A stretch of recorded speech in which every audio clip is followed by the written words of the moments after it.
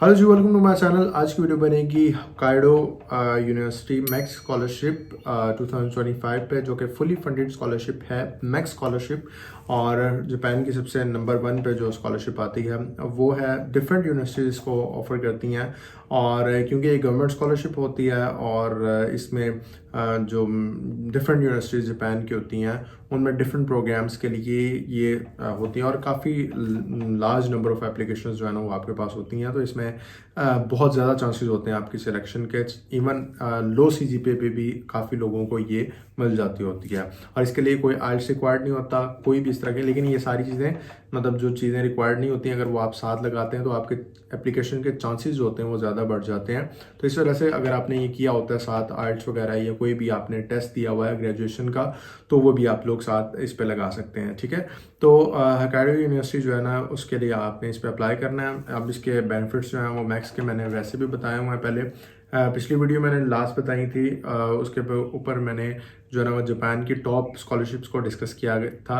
और उसमें जो मैक्स स्कॉलरशिप थी वो थी। तो हम लोग एक प्रॉपर सीरीज स्टार्ट करने जा रहे हैं, जिसके अंदर जो है ना वो आपको प्रॉपरली गाइड किया जाएगा मैक्स स्कॉलरशिप के बारे में। और साथ ही साथ जो है वो आपको यहाँ पे मतलब उनके बेनिफिट्स और उसके एप्लीकेशन प्रोसेस के बारे में भी बताया जाएगा। तो अभी होक्काइडो यूनिवर्सिटी जो है ना, उसने आई डोंट नो इसको प्रोनाउंस कैसे करेंगे, कि होक्काइडो बोलेंगे, होक्काइडो बोलेंगे, होक्काइडो बोलेंगे। तो वो जो भी होगा वो आप मतलब देख लीजिएगा। लेकिन ये जो है ना, ये 5th ओल्डेस्ट गवर्नमेंट यूनिवर्सिटी है जो कि जापान के अंदर मौजूद है। और ये आपको काफ़ी ज़्यादा बेनिफिट्स प्रोवाइड करती है। और ये रीजनल यूनिवर्सिटी लगी है, यानी कि किसी रीजन के नाम से है। सपारो होक्काइडो जो है ना वो जगह का नाम है जहाँ पे ये है। अब ये जो है ना स्कॉलरशिप, इसकी डिफरेंट डेडलाइंस हैं। आपने अपने प्रोग्राम में अप्लाई करना है, क्योंकि हर डिपार्टमेंट वाइज होते हैं। मोस्टली जो जापानीज यूनिवर्सिटीज़ होती हैं ये डिपार्टमेंट वाइज अपनी स्कॉलरशिप्स ओपन करती हैं। तो हर डिपार्टमेंट की अलग अलग डेडलाइन होती है। आपको हर डिपार्टमेंट का लिंक भी वो डिस्क्रिप्शन में मिल जाएगा, वो मैं डाल दूंगा, या एक लिंक भेजूंगा जिसके अंदर तमाम डिपार्टमेंट्स की लिस्ट जो है ना वो मौजूद होगी। और साथ ही साथ जो है वो आपको उनका लिंक भी मिल जाएगा, जिस पर क्लिक करके आप उसके रिक्वायरमेंट्स और उसके सारे एप्लीकेशन प्रोसेस को देख सकते हैं। स्कॉलरशिप की ड्यूरेशन जो है वो दो तरह के प्रोग्राम्स हैं, क्योंकि मास्टर्स और पीएचडी के प्रोग्राम हैं। तो दो तरह के प्रोग्राम्स हैं, तो इसमें दो तरह की ही जो ड्यूरेशन और बेनिफिट्स हैं। अगर हम लोग मास्टर्स के कोर्स की बात करें तो 2 साल का ये मास्टर्स का कोर्स होता है जापान के अंदर। पूरे जापान के अंदर जितना जहाँ भी आप लोग जाएंगे वहाँ पे 2 साल का मास्टर्स का कोर्स होगा। और इसके जो बेनिफिट होंगे, जो आपको स्टाइपेंड दी जाएगी, वो 144,000 जो है ना, यानी कि 1,44,000 जापानीज येन जो है वो आपको दिए जाते हैं। इसी तरह अगर हम लोग डॉक्टरल प्रोग्राम की बात करें, जिसके अंदर पीएचडी प्रोग्राम आते हैं, वो जो होते हैं वो 3 इयर्स की जो उनकी ड्यूरेशन होती है। और साथ ही साथ 1,45,000 जापानीज येन जो है ना वो आपको इसमें दिए रहते हैं। 1,000 येन जो है ना उसका इजाफा किया रहता है। ये तो आपकी स्टाइपेंड होगी।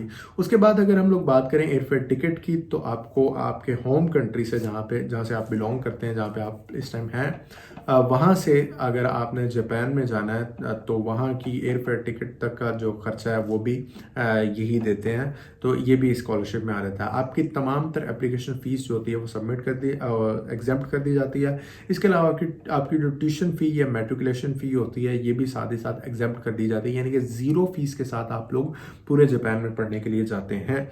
और मतलब आपकी हर चीज़ जो है ना वो 0 फीस है। लो सीजीपीए पे विदाउट आइल्स आप लोग इस पे अप्लाई कर सकते हैं, और इसमें काफ़ी लोगों को ये स्कॉलरशिप मिल भी जाती है।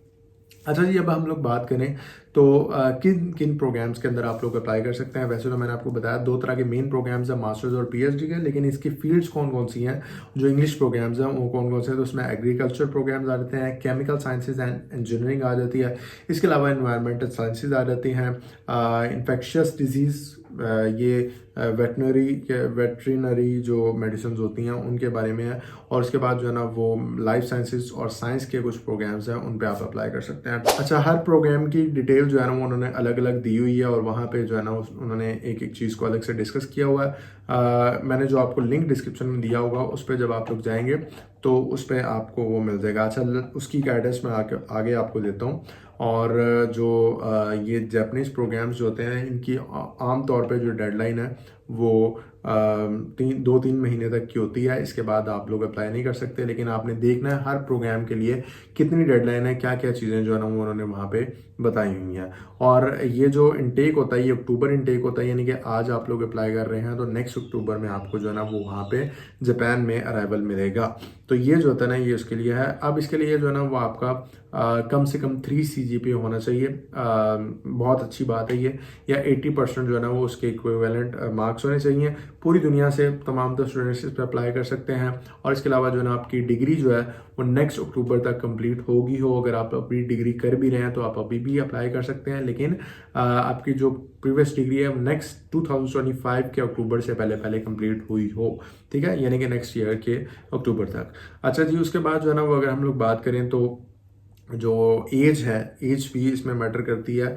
तो जो मतलब आपकी एज है वो 1989 से अबव, 2 अप्रैल 1989, क्योंकि इसमें रिजल्ट आता होता है तो इससे अबव होनी चाहिए।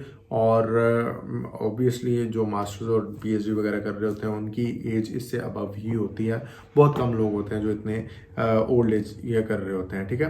तो ये जो है ना ये आपकी सारी डिटेल्स हैं जो कि उन्होंने दी हुई हैं। अब रिक्वायर्ड डॉक्यूमेंट्स की बात करें तो कौन कौन से डॉक्यूमेंट्स रिक्वायर्ड हैं, ये तकरीबन तमाम तर जो जापानीज़ यूनिवर्सिटीज़ हैं उनके लिए ये डॉक्यूमेंट्स रिक्वायर्ड होते हैं। तो आप इसको गौर से सुनिएगा। सबसे पहले तो आपके पास पासपोर्ट होना चाहिए। मुझे बहुत सारे DMs आते हैं, बहुत सारे कमेंट्स आते हैं और मैं उन चीज़ों पे लिटरली हैरान होता हूँ कि आप लोगों को सिर्फ एक चीज़ कॉमन सेंस में आनी चाहिए। जब आप इंटरनेशनली अप्लाई कर रहे हैं तो आपको ट्रैवल करने के लिए ऑब्वियसली पासपोर्ट की ज़रूरत पड़ती है, ठीक है। तो ये अपने जहन में बिठा लें। ये क्वेश्चन बार बार पूछा जा रहा है और पूछते रहें, मैं बताऊंगा ज़रूर, लेकिन आप खुद सोच लें कि जहाँ कहीं भी आपने बाहर के मुल्क में ट्रैवल करना है किसी भी वजह से ज़रूरी स्कॉलरशिप के लिए किसी भी वजह से आप लोग मतलब मूव करना चाह रहे हैं तो आपको पासपोर्ट की ज़रूरत पड़ती है। तो अगर आप स्टूडेंट के तौर पे भी जा रहे हैं वहाँ पे स्कॉलरशिप पे भी जा रहे हैं तो आपको पासपोर्ट की ज़रूरत पड़ती है। तो पासपोर्ट का होना लाजमी है। उसके बाद आपकी एकेडमिक ट्रांसक्रिप्ट, अगर आप PhD के लिए जा रहे हैं तो आपके बैचलर्स और मास्टर्स की होनी चाहिए। अगर आप मास्टर्स के लिए जा रहे हैं तो बैचलर्स की ट्रांसक्रिप्ट होनी चाहिए। उसके बाद आपका एक अच्छा थीसिस होना चाहिए या पब्लिकेशन होनी चाहिए। उसका एब्स्ट्रैक्ट आपने देना होता है।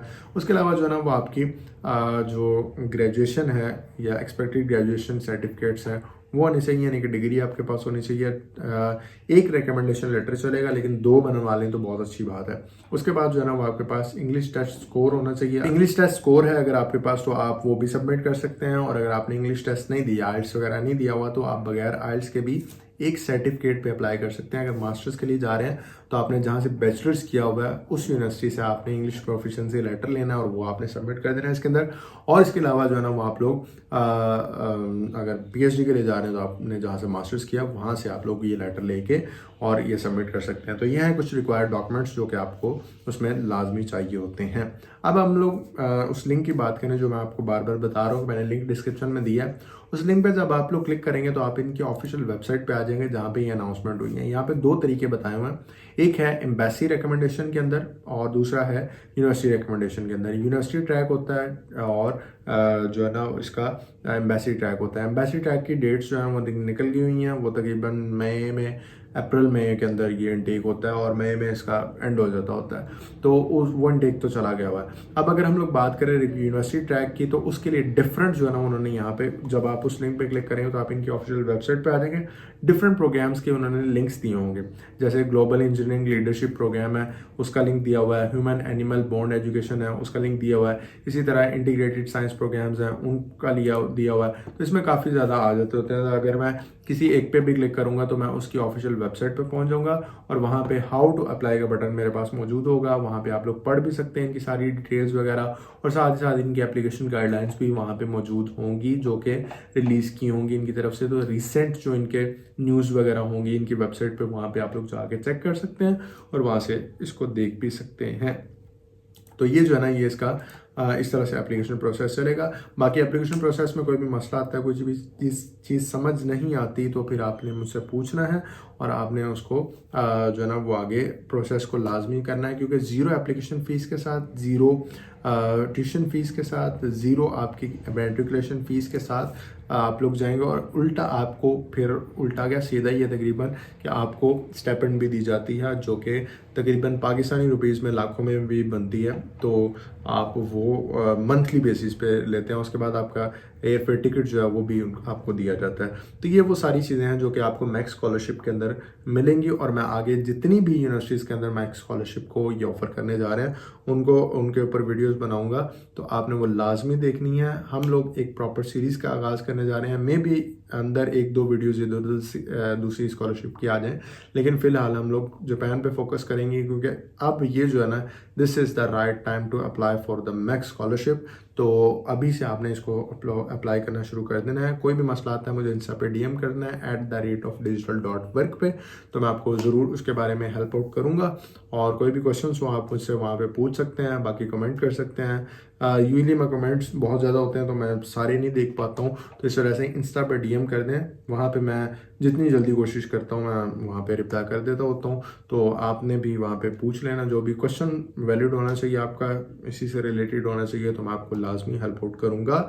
बाकी चैनल को सब्सक्राइब कर दें, क्योंकि आगे सीरीज स्टार्ट हो चुकी है। आगे जो है ना हम जापान पे ही बात करने जा रहे हैं बहुत ज़्यादा, और मेरे सामने बहुत सारी स्कॉलरशिप्स हैं, बहुत सारी वीडियोज़ हैं बनाने वाली, तो टाइम निकाल रहा हूँ मैं जल्दी से जल्दी इस पर बनाऊँ, और फिर जो है ना हम लोग आगे कंटिन्यू करेंगे। तो चैनल को सब्सक्राइब लाजमी कर देना है, क्योंकि आने वाली वीडियोज़ आपको मिस नहीं होनी चाहिए, वो भी आपके लिए बहुत ज़्यादा इंपॉर्टेंट होंगी। और आप हो सकता है कि आपकी फील्ड से रिलेटेड आपकी ये वीडियोज़ जो है ना वो मैं आपके सामने रख दूँ।